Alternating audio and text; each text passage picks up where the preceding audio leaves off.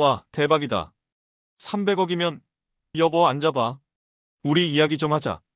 준호는 25년 만에 처음으로 정중한 말투를 사용했습니다. 그동안 내가 당신을 소홀히 했지. 미안해. 갑자기 변한 태도에 미정은 당황했습니다. 여보, 그런데 그 돈은 시어머니가 나한테 주신 거야. 무슨 소리야? 부부 재산은 공동 재산이잖아. 300억을 혼자 가지겠다고? 잠시 거실 공기가 싸늘하게 식었습니다. 그리고 오늘도 새로운 이야기가 시작됩니다. 영상 보시기 전에 무료로 누를 수 있는 구독과 좋아요는 정말 큰 힘이 됩니다. 그럼 지금 바로 여기서부터 시작됩니다. 여보, 저녁 뭐 드실래요? 박미정이 부엌에서 남편 최준호에게 물어봤습니다. 준호는 거실 소파에 앉아 리모컨만 만지작거리고 있었어요. 아무거나. 귀찮게 왜 묻고 그래? 준호의 대답은 퉁명스러웠습니다. 미정과 눈도 마주치지 않은 채 채널만 돌리고 있었어요. 김치찌개 끓일까요? 아니면 된장찌개? 아무거나 하라니까. 맨날 똑같은 거 물어보고. 미정은 말문이 막혔습니다. 25년 결혼 생활 동안 준호는 점점 이런 식으로 변해갔어요. 예전에는 그래도 김치찌개 좋지 정도는 말해줬는데 이제는 대답하는 것조차 귀찮아하는 모습이었습니다. 그럼 김치찌개로 할게요. 미정이 부엌으로 돌아가려는데 준호가 또 말했어요. 아, 그리고 밥은 적게 해. 요즘 소화가 안 돼. 알겠어요. 그런데 소화가 안 되면 병원에.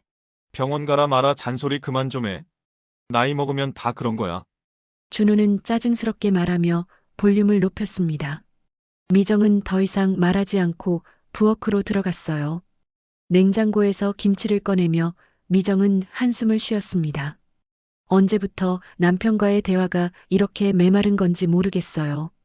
신혼 때는 그래도 서로 관심을 가지고 이야기했는데 엄마, 저 왔어요. 그때 현관문이 열리며 딸 수진의 목소리가 들려왔습니다. 대학교 기숙사에서 주말에 집에 온 거였어요.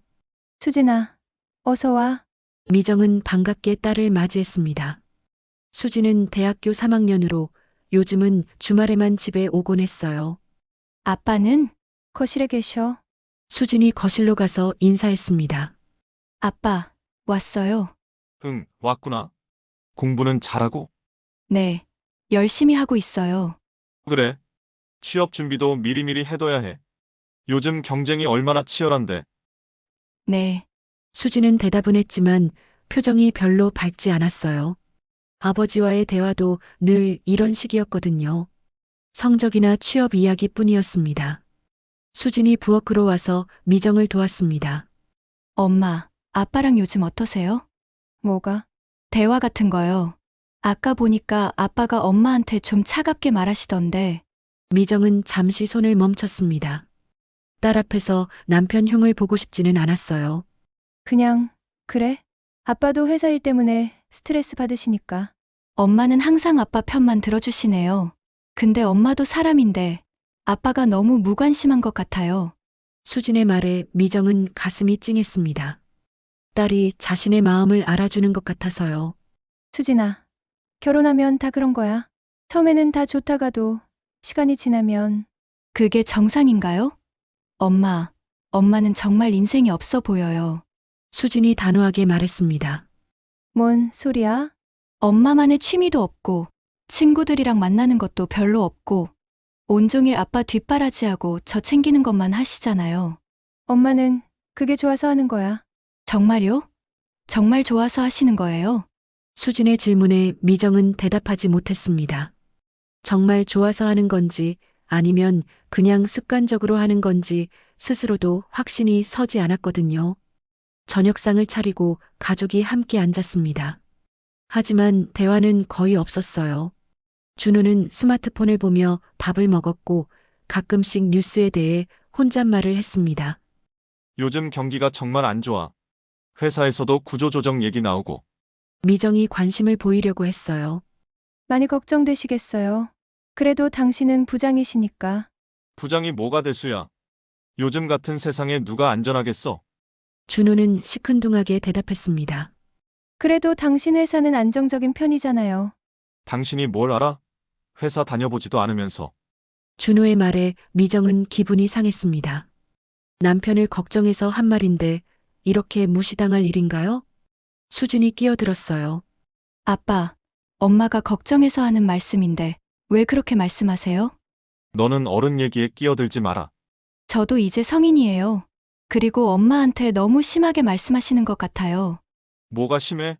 사실을 말한 건데. 준호는 전혀 미안해하지 않았습니다. 수진이 화가 난 표정으로 말했어요. 아빠는 항상 이런 식이에요. 엄마가 뭘 말해도 무시하고 관심도 없고. 그만해, 수진아. 미정이 말렸지만 수진은 멈추지 않았어요. 엄마, 왜 항상 참으세요? 아빠가 잘못한 건데. 가족끼리 뭘 따지고 그래. 미정은 어색한 분위기를 넘기려고 했지만 마음속으로는 딸의 말이 맞다고 생각했어요. 저녁을 마친 후 준호는 다시 거실로 가서 텔레비전 앞에 앉았습니다. 수지는 자기 방으로 들어갔고 미정은 혼자 설거지를 했어요. 정말 내 인생이 이게 전부일까? 미정은 설거지를 하며 생각했습니다. 54년을 살아오면서 정말 자신을 위한 시간이 있었을까요? 그때 집 전화가 울렸습니다. 밤 10시가 넘은 시간이었어요. 따르릉. 여보세요? 최준호 부장님 댁이십니까? 낯선 남자 목소리였습니다. 네, 그런데 누구세요? 태평로 법무법인 김 변호사라고 합니다. 혹시 지금 통화 가능하신가요? 변호사? 미정의 심장이 빨리 뛰기 시작했습니다. 네, 가능합니다. 어르신께서 어제 새벽에 돌아가셨습니다. 미정은 전화기를 떨어뜨릴 뻔했습니다. 그리고 유언장에 관해 말씀드릴 것이 있어서요. 내일 오전 10시에 사무실로 오실 수 있으십니까? 유언장요? 저희 시어머니께서 특별한 재산이 있으시다는 말인가요? 미정은 떨리는 마음으로 법무법인 문을 열었습니다. 준호는 회사에 급한 일이 있다며 혼자 가라고 했어요. 시어머니가 돌아가셨다는 소식을 들었을 때도 별다른 반응이 없었습니다. 어머니 돌아가셨다고? 그래, 나이가 있으시니까.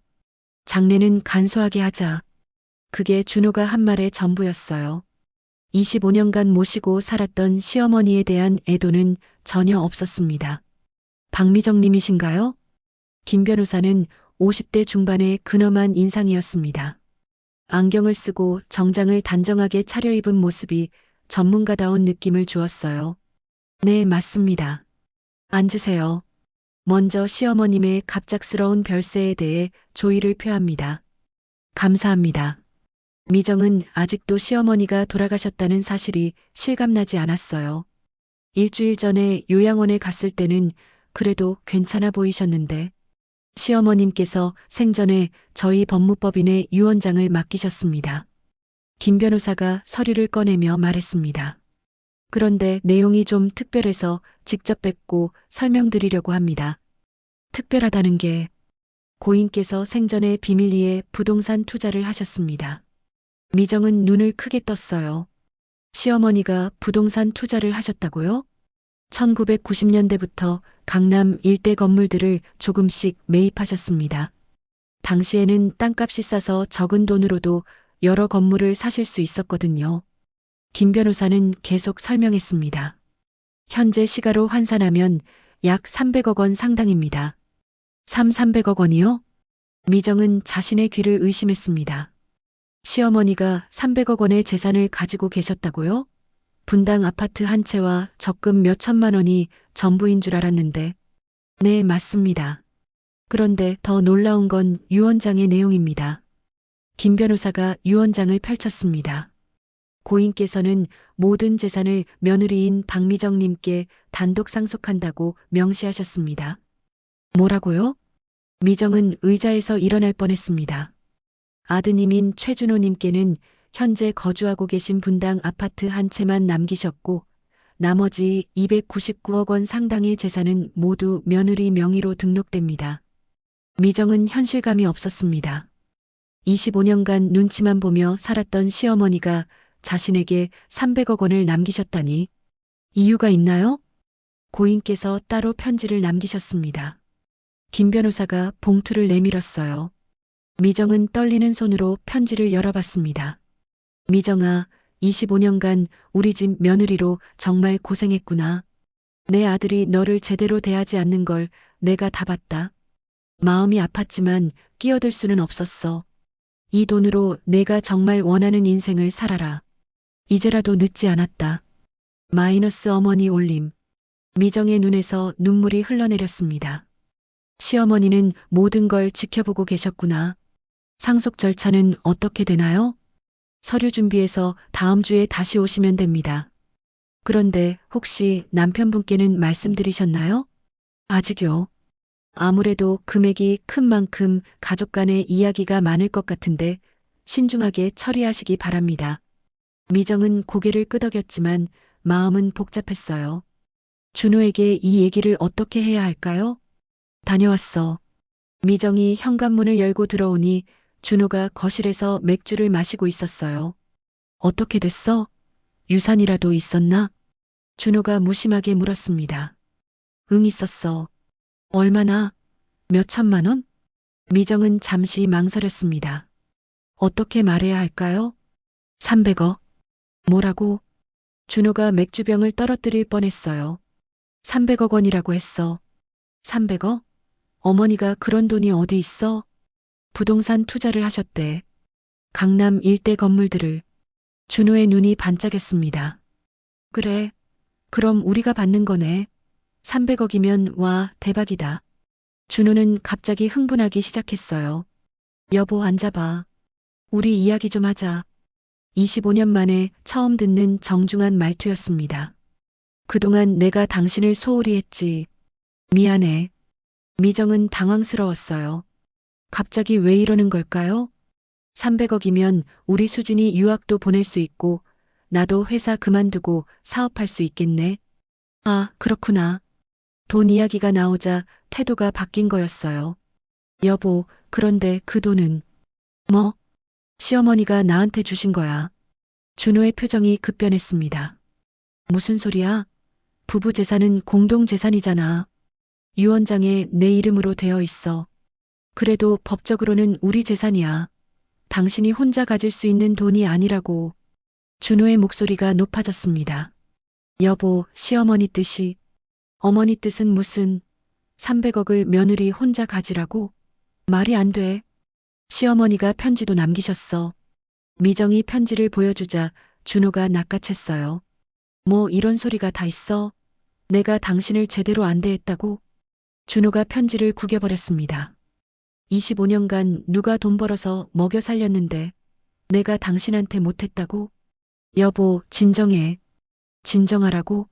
300억을 내 앞에서 혼자 가지겠다고 하는데 어떻게 진정해? 그 순간 미정은 깨달았습니다. 준호는 자신을 사랑한 게 아니라 돈을 사랑하고 있었구나.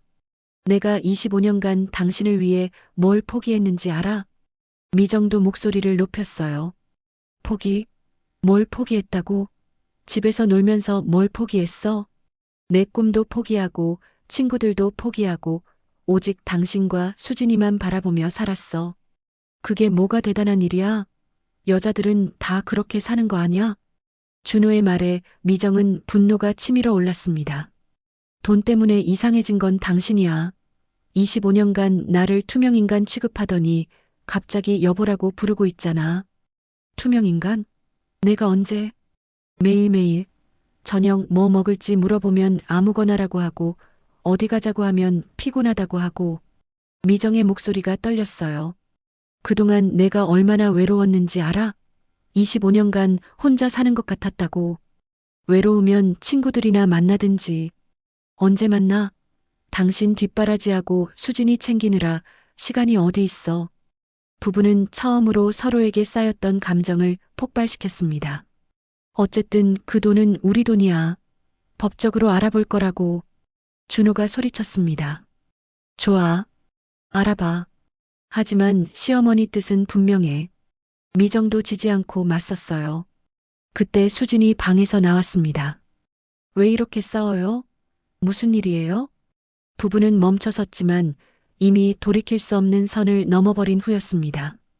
준호는 회사에서 돌아오자마자 서류 가방을 탁자에 내려놓으며 말했습니다. 변호사 만나고 왔어. 미정은 설거지를 하던 손을 멈췄어요. 변호사요? 응.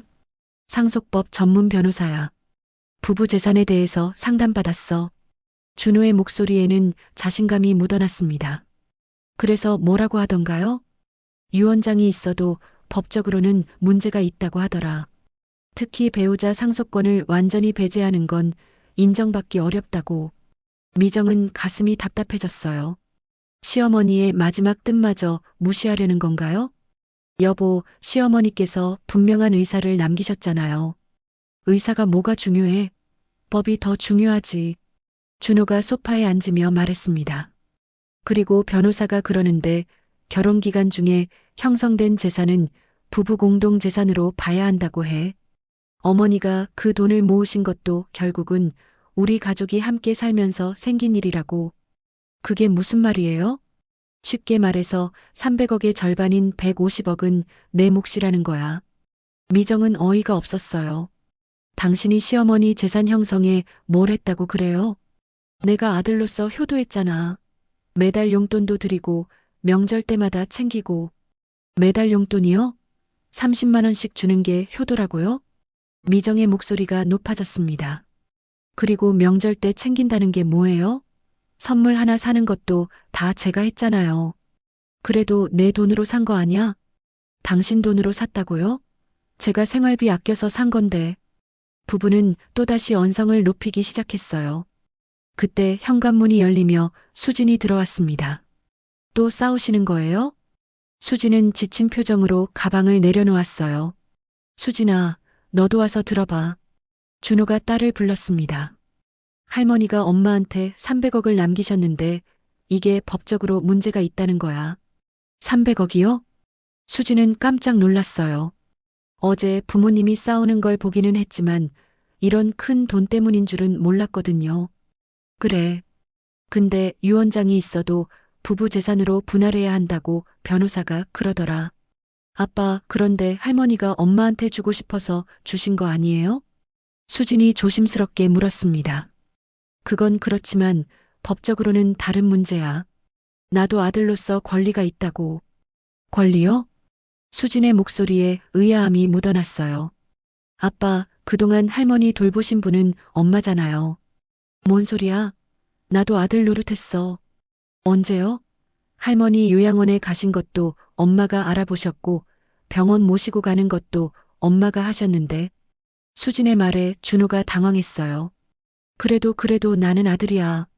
아들이라고 해서 자동으로 권리가 생기는 건 아니죠. 수진이 단호하게 말했습니다. 수진아, 넌 어느 편이야? 저는 오른편이요. 할머니가 엄마한테 주고 싶어 하셨으면 그대로 해드려야죠. 준호는 딸마저 자신을 반대하자 화가 났어요. 너희들이 다 똘똘 뭉쳐서 나만 나쁜 사람 만들고 있네. 누가 나쁜 사람 만들어요? 아빠가 욕심내는 거죠. 욕심? 내 권리를 찾는 게 욕심이야? 미정이 끼어들었어요. 여보, 시어머니 편지 읽어봤잖아요. 제가 25년간 얼마나 고생했는지 다 보고 계셨다고. 고생? 당신이 무슨 고생을 했다고. 준호가 소리쳤습니다. 집에서 밥하고 빨래하는 게 고생이야? 나는 매일 회사 가서 스트레스 받으면서 돈 버는데 그게 전부라고 생각해요? 미정의 목소리가 떨렸어요. 25년간 시어머니 모시면서 눈치 보고 당신 기분 맞춰주고 수진이 키우고 이게 다 쉬운 일이었다고 생각해요? 그런 건 여자들이 다 하는 거 아니야? 뭐가 특별해? 준호의 말에 수진이 폭발했어요. 아빠, 그게 무슨 말이에요? 엄마가 로봇이에요? 로봇? 내가 언제 엄마를 로봇 취급했어? 매일매일요. 아침에 뭐 먹을까 물어봐도 아무거나, 저녁에 어디 갈까 해도 피곤해. 수진이 아버지를 똑바로 바라보며 말했어요. 엄마가 언제 마지막으로 웃는 걸 봤어요? 진짜로 행복해하는 걸 봤냐고요. 준호는 할 말이 없었어요. 엄마는 25년간 아빠를 위해서 자기 인생을 포기했어요. 그런데 아빠는 그걸 당연하게 생각하고 있잖아요. 나를 위해서? 나도 가족을 위해서 열심히 일했어. 일만 했죠. 엄마랑 대화는 언제 해봤어요? 엄마 기분이 어떤지 관심 가져본 적 있어요? 수진의 말에 거실이 조용해졌어요. 미정은 딸이 자신의 마음을 이렇게 잘 알고 있다는 것에 감동받았습니다. 수진아, 엄마, 이제 엄마 인생을 사세요. 할머니가 그러라고 그 돈을 남기신 거잖아요. 준호는 자신이 완전히 고립된 것을 느꼈어요. 좋아. 그럼 나도 내 방법이 있어. 준호가 일어서며 말했습니다. 법적으로 해결하자.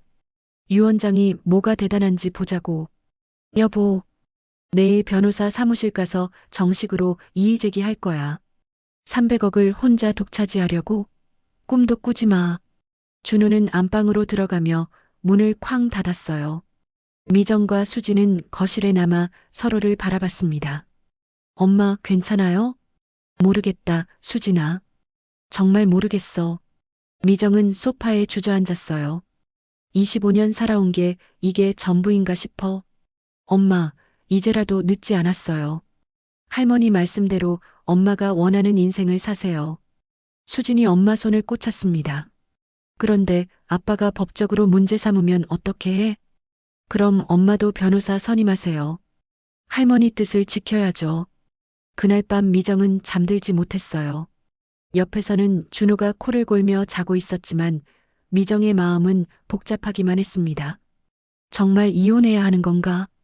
25년의 결혼 생활이 이렇게 끝날 줄은 꿈에도 생각하지 못했어요. 하지만 준호의 모습을 보니 더 이상 함께 살 수 없을 것 같았습니다. 시어머니는 정말 모든 걸 다 보고 계셨구나. 그래서 이런 선택을 하신 거겠죠. 미정은 결심했습니다. 시어머니의 마지막 뜻을 끝까지 지켜내겠다고. 미정은 준호가 회사에 간 사이 혼자 집에서 시어머니 유품을 정리하고 있었습니다. 요양원에서 가져온 작은 가방 하나가 전부였지만 그 안에는 시어머니의 삶이 고스란히 담겨 있었어요. 어머니, 미정은 시어머니의 낡은 일기장을 발견했습니다. 떨리는 손으로 펼쳐보니 시어머니의 삐뚤빼뚤한 글씨가 눈에 들어왔어요. 1999년 5월 10일 미정이가 또 준호 때문에 울었다. 내 아들이지만 너무 이기적이다. 미정이는 천사 같은 애인데 왜 준호는 그걸 모를까? 마음이 아프다. 미정의 눈에서 눈물이 흘러내렸습니다. 시어머니는 25년 전부터 모든 걸 지켜보고 계셨구나. 2005년 8월 15일 오늘 추석인데 미정이가 혼자서 차례상을 다 준비했다. 준호는 소파에 앉아서 텔레비전만 보고 있었다. 미정이 힘들어하는 모습을 보니 속이 상했다. 며느리한테 미안하다. 2010년 3월 15일 미정이가 자기 꿈을 포기하고 준호만 뒷바라지한다. 미안하고 고맙다. 언젠가는 미정이에게 보답해주고 싶다. 2020년 12월 31일 오늘 변호사를 만났다. 내가 모은 돈을 모두 미정이에게 주기로 했다. 그 애는 자기만의 인생을 살 자격이 있다. 준호에게는 미안하지만 이게 옳은 일이라고 생각한다. 미정은 일기장을 가슴에 꼭 안았어요. 시어머니의 따뜻한 마음이 고스란히 전해졌습니다. 그때 현관문이 열리는 소리가 들렸어요. 준호가 일찍 들어온 것 같았습니다. 여보, 왔어요? 미정이 인사했지만 준호의 표정은 차가웠어요. 변호사랑 다시 상담했어. 준호가 가방을 내려놓으며 말했습니다. 그래서요? 이의제기 서류 준비하라고 하더라. 유 원장에 문제가 있다고. 미정은 가슴이 답답해졌어요. 무슨 문제요? 어머니가 치매 초기였잖아. 정신적으로 온전하지 않은 상태에서 작성된 유 원장은 무효라고 할 수 있다는 거야. 시어머니는 치매 초기셨어도 의식은 분명하셨어요. 그건 우리 생각이고 법적으로는 다르다고 하더라. 준호가 소파에 앉으며 말했습니다. 그리고 300억을 혼자 독차지하겠다는 유언 자체가 상식적으로 말이 안 된다고 해. 아들한테는 1억도 안 되는 아파트만 주고. 그게 시어머니 뜻이었어요. 뜻이 뭐가 중요해? 현실적으로 생각해봐. 준호의 목소리가 높아졌습니다. 300억이야. 우리 평생 벌어도 못 모을 돈이라고. 그러니까 더욱 소중히 써야 하는 거 아니에요? 소중히 쓰겠다고. 그런데 왜 당신 혼자 결정해? 미정은 시어머니 일기장을 준호에게 보여줬어요. 이것 좀 봐요. 뭐야, 이거? 시어머니 일기장이에요. 25년간 우리 생활을 다 지켜보고 계셨어요. 준호가 일기장을 받아들고 읽기 시작했어요. 하지만 표정은 점점 굳어만 갔습니다. 이게 뭐야? 나를 이기적이라고? 사실이잖아요. 미정이 조용히 말했습니다. 25년간 당신이 저한테 어떻게 했는지 시어머니가 다 보고 계셨어요. 뭘 어떻게 했다고? 나는 가장으로서 열심히 일했어. 일만 했죠. 가정에는 관심도 없으면서. 관심 없었다고? 돈 벌어다 주는 게 관심 아니야? 준호가 일기장을 탁자에 내던졌어요. 그리고 어머니가 치매셨으니까 이런 글도 제대로 쓴 게 아닐 거야. 시어머니는 마지막까지 정신이 또렷하셨어요. 또렷했으면 왜 나한테는 아무것도 안 주셨어? 25년간 효도한 아들한테. 미정은 웃음이 나왔어요. 효도요? 언제 효도했어요? 매달 용돈 드렸잖아. 30만 원요? 그게 효도예요? 30만 원이 적어? 요양원비는 따로 내고 있는데. 요양원비도 제가 알아봐서 정한 거고 매달 가서 안부도 제가 확인한 거고. 미정의 목소리가 떨렸어요. 당신은 명절 때 얼굴 한번 비추는 게 전부였어요. 그래도 나는 아들이야. 며느리보다는 아들이 우선이지. 우선이요? 그럼 25년간 저는 뭐였어요? 미정이 일어서며 말했습니다. 저는 하나도 안 중요했던 거예요? 시어머니 수발 들고 당신 뒷바라지하고 집안일 다 하면서도? 그건 당연한 거 아니야? 당연하다고요? 미정은 분노가 치밀어 올랐습니다. 제가 로봇이에요? 감정도 없고 꿈도 없는? 갑자기 왜 이렇게 나와? 갑자기가 아니에요. 25년간 참아왔던 거예요. 미정이 소리쳤습니다. 당신은 25년간 저를 사람 취급도 안 했어요. 그냥 편리한 가정부로만 생각했죠. 가정부? 내가 언제? 매일매일이요. 저녁 뭐 먹을까 물어보면 아무거나, 어디 갈까 하면 피곤해. 미정의 눈에서 눈물이 흘러내렸어요. 25년간 당신과 제대로 된 대화를 한 번이라도 해봤어요? 제 기분이 어떤지, 뭘 원하는지 물어본 적 있어요? 준호는 할 말이 없었어요. 그런 주제에 시어머니 유산은 나눠 가자고요? 뻔뻔하지 않아요? 뻔뻔하다고? 내가 뻔뻔해? 준호가 벌떡 일어났어요. 25년간 누가 돈 벌어서 먹여 살렸는데. 먹여 살렸다고요? 저도 집안일하면서 기여했어요. 집안일이 뭐가 대단해? 돈 버는 것보다 힘들어? 그 순간 현관문이 열리며 수진이 들어왔어요. 또 싸우고 계세요? 수진은 지친 표정으로 가방을 내려놓았어요. 아빠, 엄마한테 왜 그렇게 말해요? 수진아, 넌 몰라. 어른들 일이야. 저도 이제 성인이에요. 그리고 아빠가 너무 심해요. 수진이 엄마 편을 들었어요. 심하다고? 나는 가장으로서 당연한 권리를 주장하는 거야. 권리요? 25년간 엄마를 무시하고 살았으면서 무슨 권리예요? 수진의 말에 준호가 당황했어요. 무시? 내가 언제 엄마를 무시했어? 매일요? 아빠는 엄마를 사람으로 안 봐요. 뭔 소리야? 엄마가 언제 마지막으로 웃는 걸 봤어요? 진짜로 행복해하는 걸 봤냐고요. 수진의 말에 거실이 조용해졌어요. 준호는 아무 말도 할 수 없었습니다. 사실 미정이 언제 마지막으로 웃었는지 기억이 나지 않았거든요. 미정은 인근 카페에서 준호가 몰래 만나고 있다는 변호사를 기다리고 있었습니다. 이웃 김아줌마가 우연히 목격했다고 알려준 정보였어요. 준호 씨가 어제 강남역 근처 카페에서 정장 입은 남자랑 진지하게 이야기하더라고. 서류도 주고받고. 김아줌마의 말이 계속 머릿속에 맴돌았습니다. 미정은 커피를 마시며 창밖을 바라봤어요. 요즘 준호는 집에서도 계속 전화 통화를 하고 서재에서 뭔가 서류를 들여다보고 있었습니다. 정말 법적으로 대응할 생각인가 보다. 그때 카페 문이 열리며 정장을 입은 중년 남성이 들어왔어요.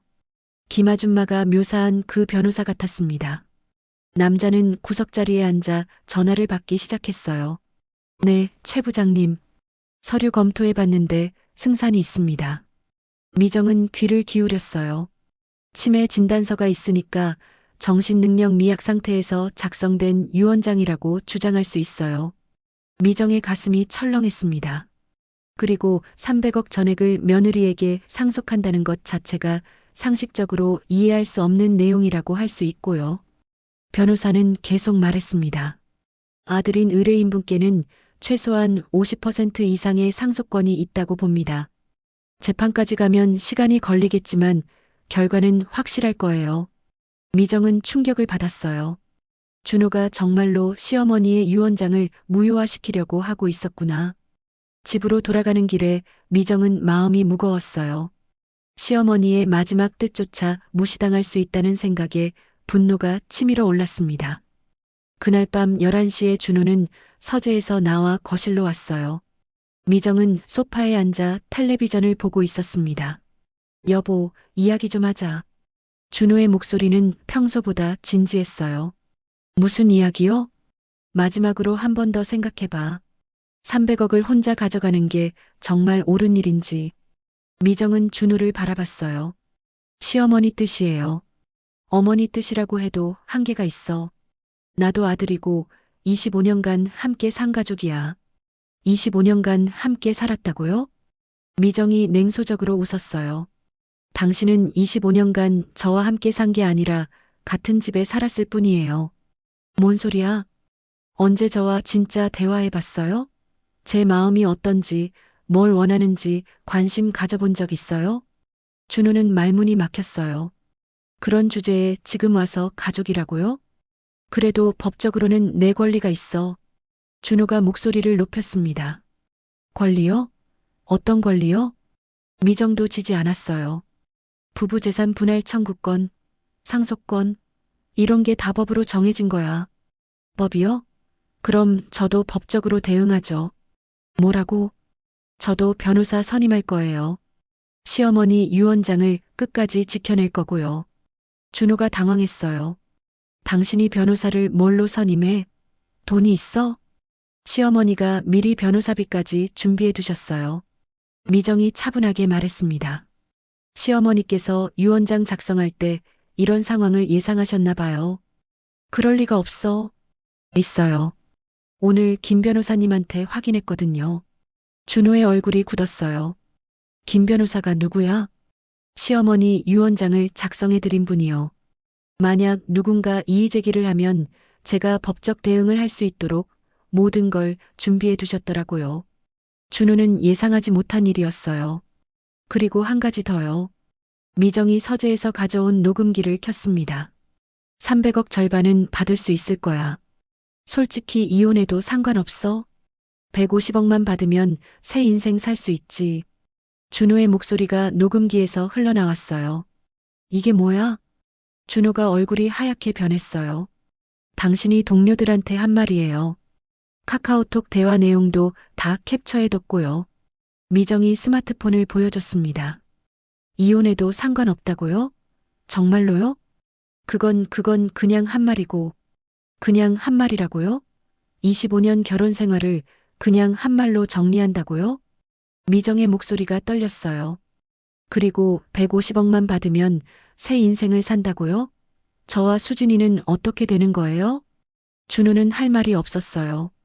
여보, 내가 잘못했어. 화가 나서 그런 거고. 화가 나서요? 그럼 평소에는 어떻게 생각하고 계신 거예요?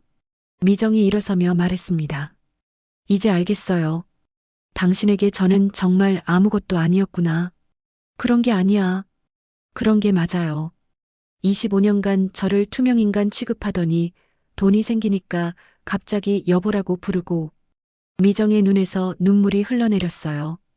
돈이 없을 때는 무시하고 돈이 생기면 나눠 가자고 하고. 정말 비참해요. 미정아. 그리고 제일 화가 나는 건요. 미정이 준호를 똑바로 바라봤어요. 시어머니의 마지막 뜻까지 무시하려고 한다는 거예요. 어머니도 좀 심하게 하신 거야. 아들한테 1억도 안 주고. 심하다고요? 25년간 며느리가 혼자 감당한 걸 생각하면 당연한 거예요. 미정이 소리쳤습니다. 시어머니께서 왜 그런 결정을 하셨을지 조금이라도 생각해 보셨어요? 준호는 대답하지 못했어요. 25년간 당신이 저한테 어떻게 했는지 시어머니가 다 지켜보고 계셨어요. 미정이 시어머니 일기장을 들어보였습니다. 여기 다 기록되어 있어요. 제가 올 때마다 힘들어할 때마다 다 적어두셨어요. 일기장은 믿을 수 없어. 치매 때문에. 치매요? 이 일기장은 10년 전부터 쓰신 거예요. 치매 진단받기 훨씬 전부터요. 준호가 당황했어요. 그때 수진이 방에서 나왔습니다. 왜 또 싸우세요? 수진아, 아빠가 할머니 유언장을 무효화시키려고 해. 미정이 딸에게 말했습니다. 진짜요? 수진이 아버지를 바라봤어요. 아빠, 그건 너무한 거 아니에요? 수진아, 너는 모르는 일이야. 저도 알 만큼 컸어요. 그리고 할머니가 왜 그런 결정을 하셨는지도 알겠어요. 수진이 단호하게 말했습니다. 25년간 엄마가 얼마나 힘들어 하셨는지, 아빠가 얼마나 무관심했는지 저도 다 봤거든요. 수진아, 아빠 정말 실망이에요. 할머니 돌아가신 지 얼마나 됐다고 벌써 유산 다툼이에요? 수진의 말에 준호는 아무 말도 할 수 없었어요. 미정은 결심했습니다. 여보, 이제 정말 끝이에요. 뭐가 끝이야? 우리 결혼 생활이요. 더 이상 함께 살 수 없을 것 같아요. 다음 날 새벽 4시까지 미정은 잠이 오지 않아 시어머니 제사상을 차렸습니다. 작은 상에 물 한 잔과 과일 몇 개를 올려놓고 시어머니 영정사진 앞에 앉았어요. 어머니, 제가 왜 이런 시련을 겪어야 하는지 모르겠어요. 미정은 조용히 중얼거렸습니다. 어젯밤 준호와 나눈 대화가 계속 머릿속에 맴돌았어요. 정말 이혼해야 하는 건가요? 25년이라는 시간이 아무것도 아닌 건가요? 그때 시어머니 일기장이 눈에 들어왔습니다. 미정은 다시 한번 펼쳐봤어요. 2018년 6월 20일 오늘 미정이가 요양원에 와서 내 손을 잡고 울었다. 준호가 또 심하게 말했나 보다. 미정이는 정말 착한 아이인데 내 아들이 왜 그걸 모르는지 답답하다. 2019년 12월 25일 크리스마스인데 준호는 회사 송년회 간다고 했다. 미정이가 혼자 케이크를 사왔는데 얼마나 외로웠을까. 내 마음이 아프다. 2020년 12월 31일 드디어 결심했다. 내가 모은 돈을 모두 미정이에게 주기로 했다. 그 애는 자기만의 인생을 살 자격이 있다. 준호에게는 미안하지만 이게 옳은 일이라고 생각한다. 시어머니는 정말 모든 걸 다 보고 계셨구나. 그래서 이런 결정을 하신 거였어요. 미정의 휴대폰이 울렸습니다. 새벽 4시 30분에 누가 전화를 할까요? 화면을 보니 딸 수진이었어요. 엄마 깨워서 미안해요. 잠 못 주무시죠? 수진아, 너도 못 자고 있었구나. 네. 어젯밤 일 때문에 걱정돼서요. 수진의 목소리에는 걱정이 묻어났어요. 엄마, 정말 아빠랑 이혼하실 거예요? 모르겠다, 수진아. 정말 모르겠어. 미정은 솔직하게 말했습니다. 25년을 함께 살았는데 이제 와서 그 시간이 다 의미 없었다는 걸 알게 되니까 허무해. 엄마가 행복하시면 저는 괜찮아요. 수진이 따뜻하게 말했어요. 그런데 엄마 정말 어떻게 살고 싶으세요? 300억이면 뭐든 할 수 있잖아요. 미정은 잠시 생각해 봤어요. 정말 자신이 원하는 게 뭘까요? 예전에 미술을 전공했잖니. 작은 갤러리라도 운영해 보고 싶었어. 그럼 해보세요. 이제 할 수 있잖아요. 하지만 54살에 새로 시작하기에는 너무 늦은 것 같아. 늦은 게 아니에요. 할머니가 엄마한테 새로운 기회를 주신 거예요. 수진의 말에 미정은 가슴이 뭉클했어요. 오전 10시 미정은 시어머니 유언장을 작성한 김 변호사 사무실을 찾아갔습니다. 태평로에 있는 법무법인은 깔끔하고 전문적인 분위기였어요. 어머님 일기장을 보셨군요. 김 변호사가 미정을 맞으며 말했습니다. 네. 25년간 모든 걸 지켜보고 계셨더라고요. 고인께서 유언장을 작성하실 때 말씀하셨어요. 며느리가 얼마나 고생했는지, 아들이 얼마나 무관심한지. 김 변호사는 계속 설명했습니다. 그래서 만약 아드님이 이의 제기를 하면 어떻게 대응해야 하는지도 미리 준비해 두셨습니다. 어떤 준비요? 먼저 고인의 정신 상태에 대한 의료진 증언서가 있습니다. 김 변호사가 서류를 꺼냈어요. 요양원 담당의와 간병사들이 작성한 건데 고인께서 유언장 작성 당시 정신이 매우 또렷하셨다고 증언하고 있습니다. 그리고요, 고인께서 직접 작성하신 편지들도 있습니다. 왜 이런 결정을 내리게 되었는지 상세히 기록해 두셨어요. 미정은 놀랐어요. 시어머니가 이렇게까지 준비해 두셨다니. 마지막으로 이것입니다. 김 변호사가 USB를 내밀었어요. 고인께서 직접 녹화하신 영상 유언장입니다. 영상 유언장이요? 네. 법적으로 더욱 확실한 효력을 가지기 때문에 준비하신 겁니다. 미정은 가슴이 뭉클했어요. 시어머니가 얼마나 깊이 생각하고 계셨을까요? 오후 2시쯤 미정이 집에 돌아오니 준호가 거실에서 전화 통화를 하고 있었어요. 네, 변호사님. 그럼 언제까지 서류 준비하면 되나요? 준호는 미정이 들어온 걸 보고 전화를 끊었습니다.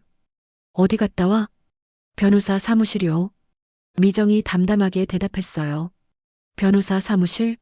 정말 법적 대응할 생각이야? 당신이 먼저 시작한 일이잖아요.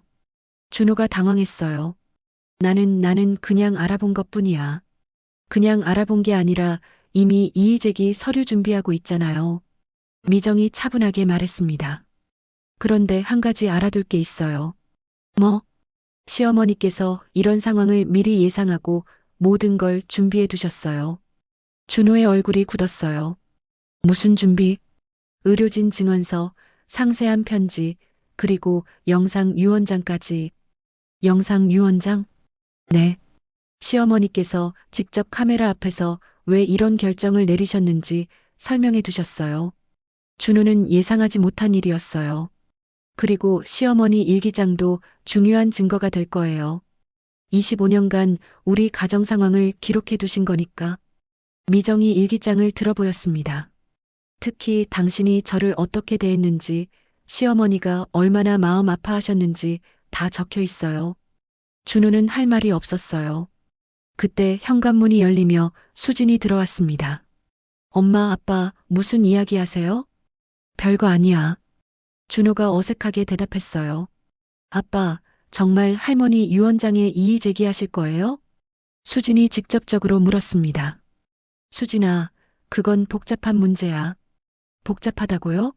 할머니가 분명히 의사를 남기셨는데 뭐가 복잡해요? 수진의 목소리에 실망감이 묻어났어요. 수진아, 넌 아직 어려서 몰라. 저 이제 23살이에요. 충분히 성인이고 상황도 다 이해해요. 수진이 단호하게 말했습니다. 아빠가 25년간 엄마한테 어떻게 했는지, 할머니가 왜 그런 결정을 하셨는지 다 알아요. 준호는 딸마저 자신을 반대하자 당황했어요. 그리고 아빠, 솔직히 물어볼게요. 수진이 아버지를 똑바로 바라봤어요. 엄마가 진짜 행복해 보였어요? 25년간? 준호는 대답하지 못했어요. 아빠와 결혼해서 엄마가 웃는 걸 언제 마지막으로 봤어요? 그건 없죠? 저도 기억 안 나거든요. 수진의 말에 거실이 조용해졌어요. 할머니는 그걸 다 보고 계셨어요. 그래서 이제라도 엄마가 행복했으면 좋겠다고 생각하신 거죠. 미정은 딸이 이렇게 자신의 마음을 이해해주는 것에 감동받았습니다. 수진아, 엄마, 이제 엄마 인생을 사세요. 할머니가 그러라고 기회를 주신 거잖아요. 그날 밤 미정은 오랜만에 깊이 잠들었어요. 딸의 따뜻한 말과 시어머니의 깊은 사랑을 느끼며 앞으로 어떻게 살아야 할지 조금씩 그림이 그려지기 시작했습니다. 일주일 후 저녁 7시에 준호가 퇴근하자마자 미정에게 말했습니다. 여보, 앉아서 이야기 좀 하자. 준호의 목소리는 평소와 달리 진중했어요. 지난 일주일간 법무법인을 오가며 상담받은 결과가 좋지 않았나 봅니다. 무슨 이야기요? 미정이 소파에 앉으며 물었어요. 변호사가 승산이 별로 없다고 하더라.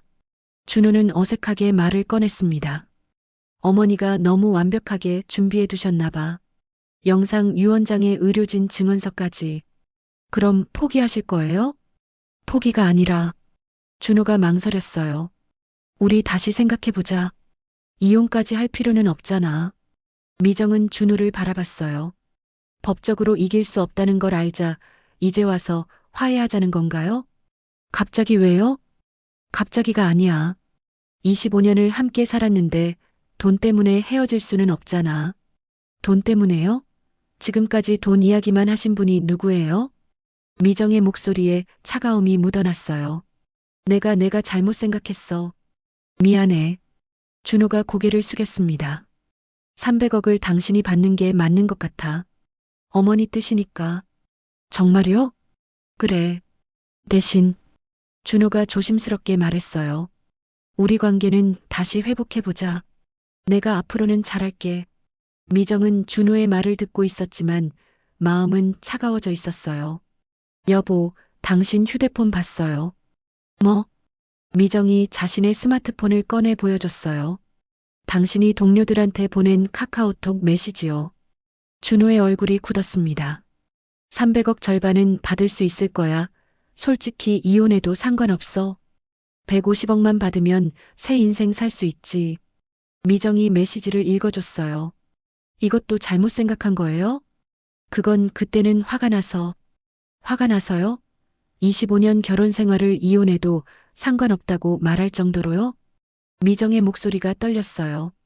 그리고 150억만 받으면 새 인생을 살 수 있다고요? 저와 수진이는 어떻게 되는 거예요? 준호는 할 말이 없었어요. 미정아, 정말 미안해. 내가 너무 이기적이었어. 이기적인 정도가 아니에요. 미정이 일어서며 말했습니다. 당신은 25년간 저를 사람으로도 안 봤어요. 그런 게 아니야. 그런 게 맞아요.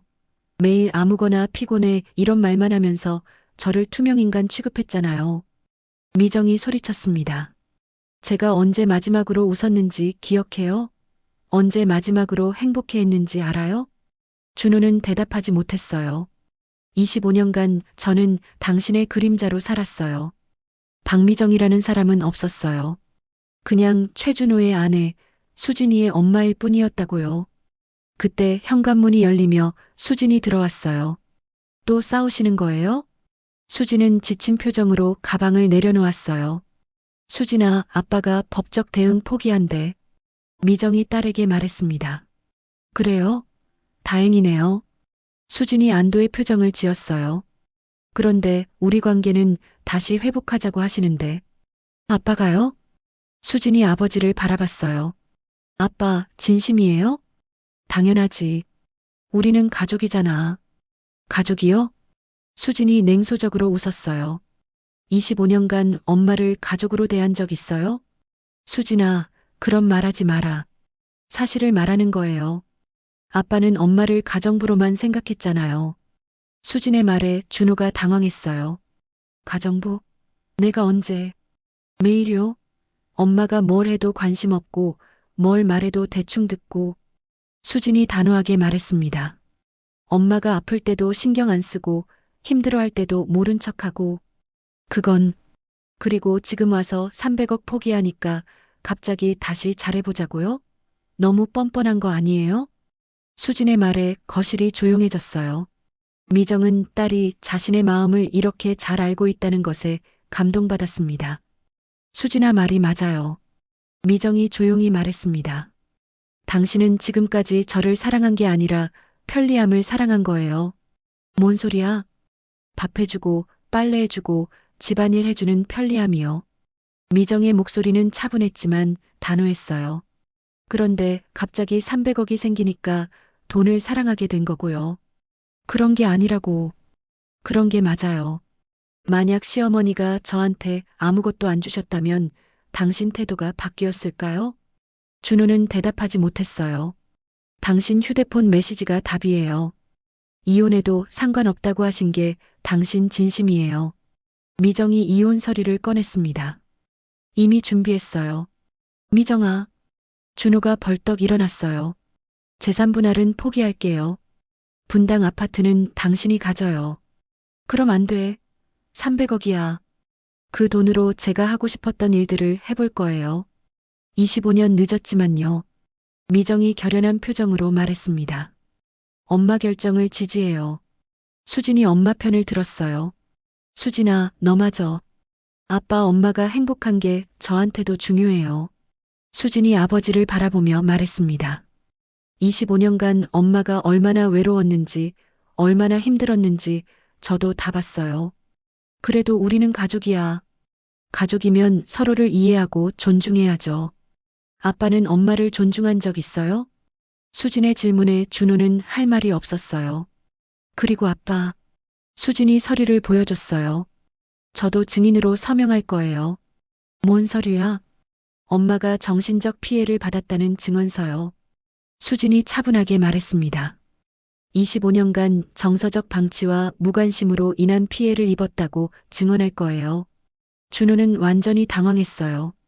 수진아, 너까지 그러면 저는 진실을 말하는 거예요. 엄마를 위해서요. 그 순간 준호는 깨달았습니다. 자신이 완전히 혼자가 되었다는 것을. 좋아. 알겠어. 준호가 체념하듯 말했습니다. 이혼하자. 하지만 후회하지 마라. 후회하지 않을게요. 미정이 단호하게 대답했습니다. 시어머니께서 왜 이런 선택을 하셨는지 이제 정말로 알겠어요. 준호는 더 이상 할 말이 없었어요.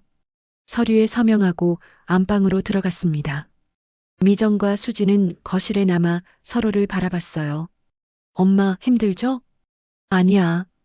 오히려 속이 시원해. 미정이 미소를 지었습니다. 이제야 진짜 제 인생을 살 수 있을 것 같아. 6개월 후, 어서 오세요. 미정 아트 스페이스입니다. 미정은 밝은 미소로 손님들을 맞이했습니다. 강남의 문을 연 작은 갤러리였지만 미정에게는 꿈의 공간이었어요. 오늘은 지역 작가들의 그룹전 오프닝 날이었습니다. 라이프 애프터 50이라는 주제로 기획한 전시였어요. 50대 이후 새로운 인생을 시작한 작가들의 이야기를 담은 작품들이 전시되어 있었습니다. 엄마, 정말 멋있어요. 수진이 친구들과 함께 왔어요. 대학교를 졸업하고 디자인 회사에 취직한 수진은 이제 당당한 사회인이 되어 있었습니다. 우리 엄마가 이렇게 멋진 분이었다니. 완전 자랑스러워요. 수진이 친구들에게 자랑했어요. 수진이 엄마가 직접 큐레이팅 하신 거예요? 정말 전문적이에요. 친구들도 감탄했습니다. 미정은 딸이 자랑스러워하는 모습을 보며 가슴이 뿌듯했어요. 25년 만에 처음으로 딸 앞에서 당당할 수 있었습니다. 할머니도 이 모습 보시면 기뻐하실 것 같아요. 수진이 갤러리 한쪽에 놓인 시어머니 영정 앞에서 말했어요. 그래. 어머니께서 이런 기회를 주셨으니까. 미정은 시어머니 사진을 바라보며 감사한 마음을 전했습니다. 갤러리 운영 6개월 동안 미정은 완전히 새로운 사람이 되었어요. 미술치료사 자격증도 취득하고 젊은 작가들을 후원하는 프로그램도 만들었습니다. 미정 씨? 익숙한 목소리가 들렸어요. 돌아보니 대학 동창 김진수였습니다. 25년 만에 만나는 얼굴이었어요. 진수야? 여기서 웬일이야? 이 갤러리가 내 거라고? 정말 대단하다. 진수는 여전히 따뜻한 미소를 지고 있었어요. 나도 이 근처에서 작은 카페를 운영하고 있어. 우연히 지나가다가 간판을 보고 놀랐어. 그래, 정말 반갑다. 미정은 오랜만에 설렜어요. 로맨스가 아니라 새로운 인연에 대한 설렘이었습니다. 시간 되면 커피 한잔 할래? 25년 동안 어떻게 살았는지 궁금해. 그럴까? 좋아. 미정은 자연스럽게 대답했어요. 예전 같으면 남편 눈치를 보며 망설였을 텐데 이제는 자유로웠습니다. 오프닝이 끝나고 미정은 혼자 갤러리를 정리했어요.